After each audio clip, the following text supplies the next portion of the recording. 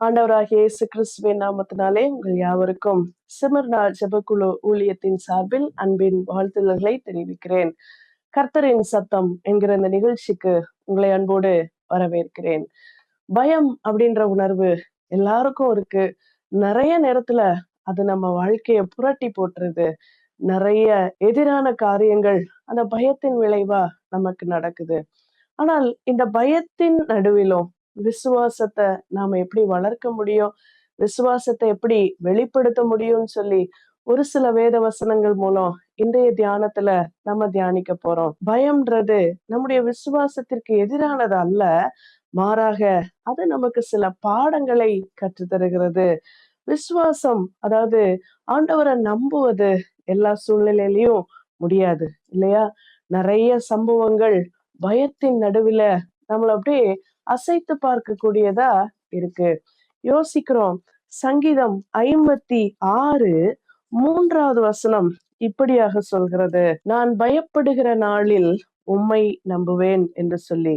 இங்க மிக்தாம் என்னும் சங்கீதம்னு இத தலைப்புல வாசிக்கிறோம். சங்கீதம் 16, அதற்கு அடுத்து வருகிற, அதை தொடர்ந்து வருகிற 4 சங்கீதங்கள், அப்புறம் இந்த 56, இதெல்லாம் இந்த மிக்தாம் அப்படின்ற சங்கீதங்களா சொல்றோம். இது ஒரே போல அமைப்பா இருக்கிறதா பார்க்கலாம்.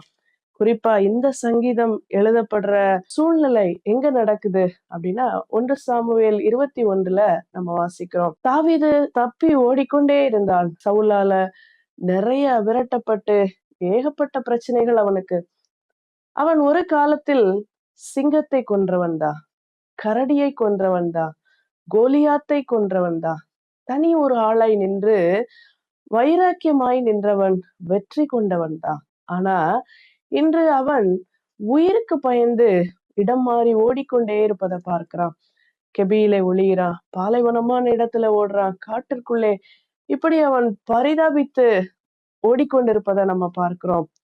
இந்த இடத்துலதான் தாவீது இந்த வார்த்தையை சொல்றான், நான் பயப்படுகிற நாளில் உம்மை நம்புவேன். பயம் இருக்குதான், ஆனா இந்த பயத்தின் நடுவிலும் நான் உம்மை நம்புவேன் அப்படின்றதுதான் தாவீதினுடைய ஒரு விசுவாச அறிக்கையாக இருக்கிறது.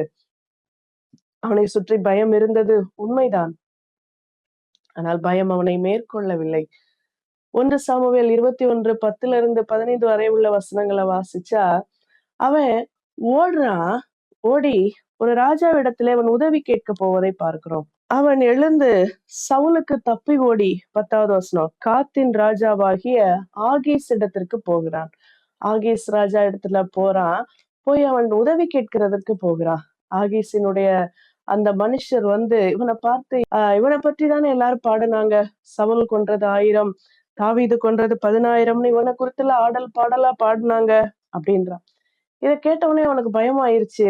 போச்சு, சவுலுக்கு எதிரானவன்னு என்னை இவங்க காமிச்சு கொடுத்துருவாங்களோ அப்படின்னு பயந்து ரொம்ப பரிதாபமான ஒரு சூழ்நிலைக்கு நேரா தாவீது போறான். என்ன நடக்குது பாருங்க. 13வது வசனத்துல ராஜாக்கு முன்னாடி போய் விடுறாங்க. பைத்தியக்காரன் போல அவன் செய்து வாயிலை நுரை தள்ளி கொண்டு அது கீழே விழுகிறவன் போல தன்னை காமிக்கிறான். அப்ப அந்த ராஜா, இவனை எதுக்கு என் முன்னாடி வைக்கிறீங்க அப்படின்னு விரட்டி விட்டுறாரு. எப்படியெல்லாம் அவன் உயிருக்கு தப்பிக்க முயற்சி செய்தான் பாருங்களேன். எப்படி பராக்கிரமசாலியாக அவன் போய் கோலியாத்தை கொன்றவன். ஒரே ஒரு வார்த்தை சொல்லலாம், என் ஆண்டவரை தூஷிக்கிறியா நீன்னு சொல்லிட்டு வைராக்கியத்தோட ஒரு கல்லை கொண்டு எறிந்து கோலியாத்தை கொன்றவன். அதற்கு முன்னதாக சிங்கத்தை கொன்றவன், கரடியை தனியாளாக நின்று கொன்றவன். இவ்வளவு பராக்கிரமங்களை செய்த தாவீது தான் ஒரு பைத்தியக்காரன் போல சேட்டை செய்து ஒரு ராஜாவுக்கு முன்பாக விழுந்து கிடக்கிறத பார்க்கிறோம். உயிருக்கு பயந்து ஓடிக்கொண்டிருக்கிற இந்த நிலை. ஆனால் இந்த நிலையிலும் ஆண்டவர் அவனுக்கு உதவி செய்தார் என்பதுதான் பெரிய விஷயம். பயம் உண்டு, பயம் இருக்கதான் செய்து. நீங்களும் நானும் பயப்படுகிற சூழ்நிலைகள் நமக்கு நடந்துட்டு தான் இருக்கு டெய்லி. ஆனா இந்த சூழ்நிலைகளின் நடுவே நம்முடைய விசுவாசம் எப்படி இருக்கிறது? இந்த நேரத்தில் தான் அவன் சங்கீதம் 56 சொல்லப்பட்டிருக்கிறதை பாடுகிறான் என்று வரலாறு சொல்கிறது.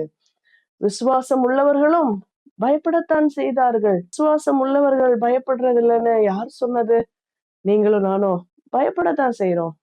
சில விஷயங்களுக்கு. ஆனா இந்த பயம் நம்ம எங்க கொண்டு போய் சேர்க்கிறது அப்படின்றதுதான் ஒரு கேள்வி. வேதாகமத்துல நிறைய தலைவர்களாக எழும்பியவர்களை பார்க்கிறோம். விசுவாச வீரர்களாக வந்தவர்களை நம்ம பார்க்கிறோம். மோசேயை பார்க்கிறோம். அந்த ஜனங்களை வழி நடத்த ஆண்டவர் தெரிந்து கொண்டவன் இந்த மோசே. அவர்களை தப்புவிக்க ஒரு இரட்சகனாக தெரிந்து கொள்ளப்பட்ட மோசே. யாத்ராகமம் 4:10 அவர் சொல்றான், அப்பொழுது மோசே கர்த்தரை நோக்கி, ஆண்டவரே, இதற்கு முன்னாவது தேவரீர் உமது அடியவனுக்கோட பேசினதற்கு பின்னாவது நான் வாக்கு வல்லவன் அல்ல, நான் திக்குவாயும் மந்தனாவும் உள்ளவன் என்றான்.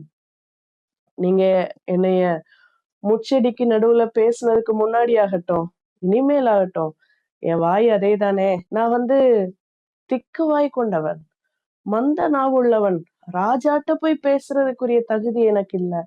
இவ்வளவு பெரிய ஜனங்களை நடத்திட்டு போற தகுதி எனக்கு இல்ல. இப்படியாக அவன் தன் நிலையை குறித்து பயந்தவன். எலியாவை பார்க்கிறோம். 1 ராஜாக்கள் 19:4 வாசிக்கிறோம். ஏசபேலுக்கு பயந்து என்ன நடக்கும் என்பதை அறியாதவனாக வனாந்திரத்திலே ஒரு நாள் பிரயாணமாக போகிறான் எலியா.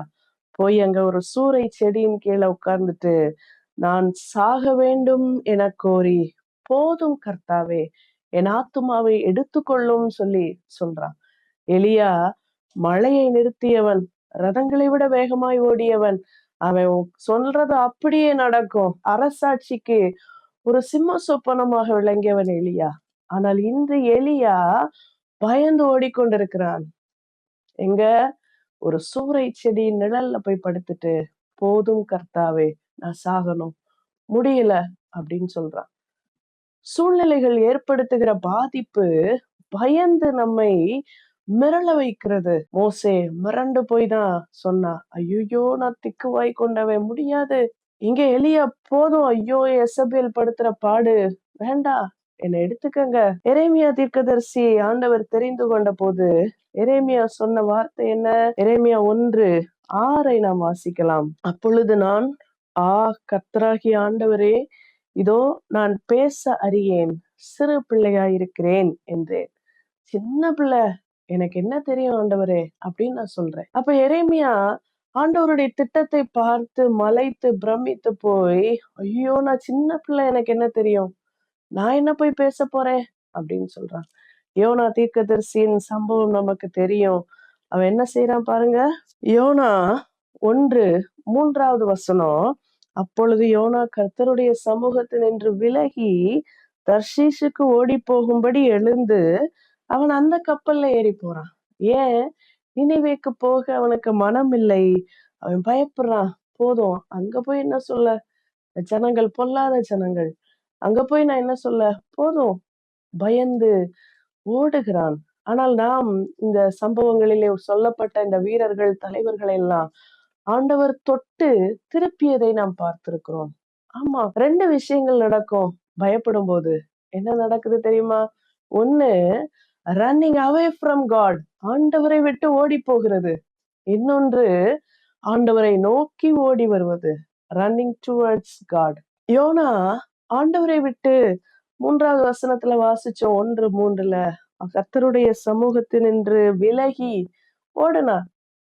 ஆனால் தர்ஷீஷுக்கு போகிற கப்பல் அந்த வழியிலே நடந்ததை நாம் அறிந்திருக்கிறோம். பெருங்காற்று, சூறாவளி அவனை தூக்கி கடல்ல கடைசியில போட்டாங்க. அங்கு ஆண்டவர் அவனை சந்தித்தார். மீண்டும் அவனது பயணம் ஆண்டவருடைய திட்டத்தின்படி மாற்றி அமைக்கப்பட்டது. அதற்கு அவன் அதன் செவி கொடுத்து செயல்பட்டு பெரிய ஒரு விடுதலையை நினைவேக்கு பெற்று தந்தான் என்று சொல்லி நாம பார்க்கிறோம். ஆமா, பயம் 2 விதத்துல நம்மள திருப்புது. ஒண்ணு ஆண்டவரை விட்டு ஓடி போக வைக்குது, இன்னொன்னு அவரை தேடி திருப்பி அனுப்புது. இன்னைக்கு நீங்க பயந்து கொண்டிருக்கலாம்.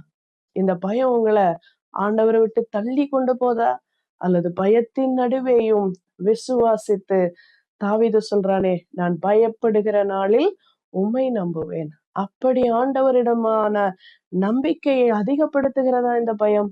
யோசித்து பார்ப்போம். பயத்தை வெல்வது அல்லது பயத்தை மேற்கொள்வதுன்றது பயமில்லாம வாழ்வதல்ல. பயத்தின் நடுவேயும் நாம் ஆண்டவருக்கு நம்பிக்கை உள்ளவர்களாக, ஆண்டவரின் மேல் நம்பிக்கை உள்ளவர்களாக மாறுவது. நம்முடைய பார்வை பயத்தின் நடுவேயும் பார்வை மாறும்போது விசுவாசத்தில் வல்லவர்களாக நாம் மாறுகிறோம். மத்தேயு 14:29 மற்றும் 30வது வசனங்களை வாசிக்கிறோம். இங்கே பேதுரு தண்ணீரின் மேல் நடந்த சம்பவத்தை பார்க்கிறோம். 29, அதற்கு அவர் வா என்றார்.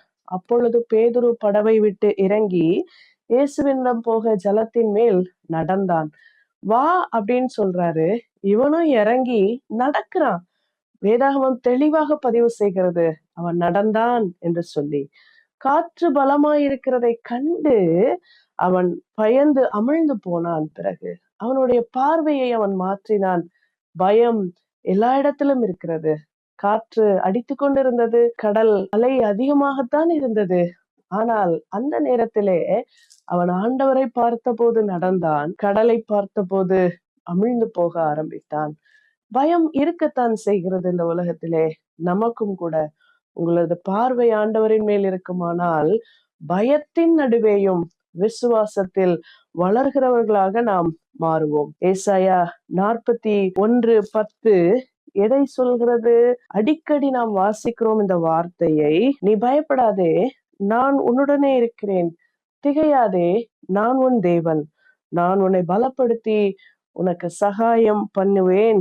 என் நீதியின் வலது கரத்தினால் உன்னை தாங்குவேன் என்று ஆண்டவர் சொல்கிறார். ஒரு இருள் நிறைந்த அறை. அந்த பிள்ளைக்கு பயமா இருக்கு. குழந்தைக்கு அப்பா கையை பிடிக்குது, அந்த நம்பிக்கையை அடி எடுத்து வைக்குது. அங்க இருள் மாறியதாக அர்த்தம் இல்லை. Darkness exist. ஆனால் தகப்பன் கூட இருக்கிறார் என்கிற நம்பிக்கையும் பார்வையில் ஒரு வெளிப்பாடும் தான் விசுவாசத்தை வளர்க்க செய்கிறது. உண்மைதான்.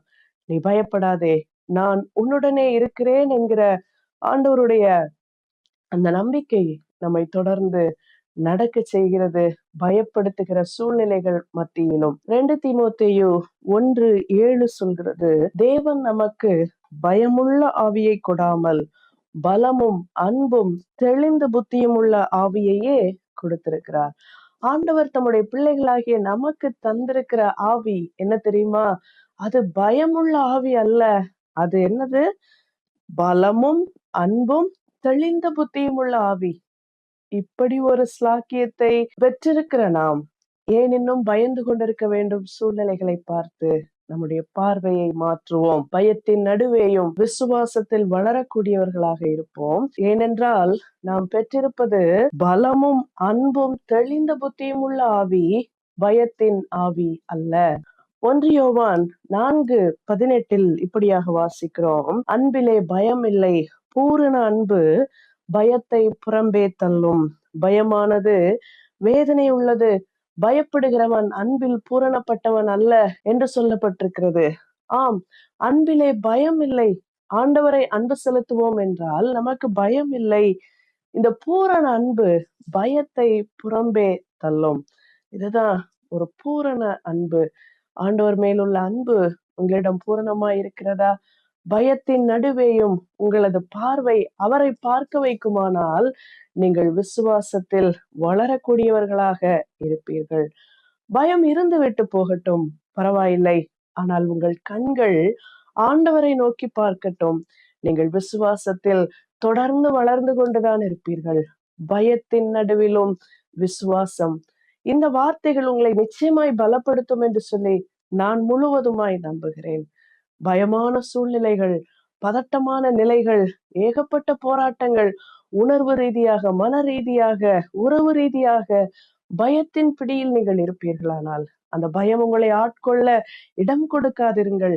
ஆண்டவரை முழுவதுமாய் பற்றி கொள்ளுங்கள். உங்கள் பார்வை அவரை மீது பதியட்டும். நீங்கள் விசுவாசத்தில் வளருவீர்கள். ஆண்டவரை விட்டு தூரமாய் அல்ல, அவரை நோக்கி ஓடி வருகிற ஒரு ஓட்டத்தை ஆண்டவர் நமக்கு காண்பிக்கிறார். அதையே பிடித்து கொள்வோம். உங்கள் கண்கள் அவரை பற்றி கொள்ளட்டும். கர்த்தர் உங்களை ஆசீர்வதிப்பாராக. பயத்தின் பிடியிலிருந்து வெளியே வாருங்கள். கர்த்தர் உங்களுக்கு இன்று விடுதலையை தருகிறார். உங்கள் நம்பிக்கை பூரணமாகட்டும். பூரணமான அன்பு, பயமுள்ள ஆவியை ஆண்டவர் தரவில்லை, பலமும் தெளிவுமான ஆவியை தந்திருக்கிறார். ஆண்டவருடைய அன்பிலே பூரணப்பட்டவர்களாக பயத்தை உதறி தள்ளுவோம். God bless you.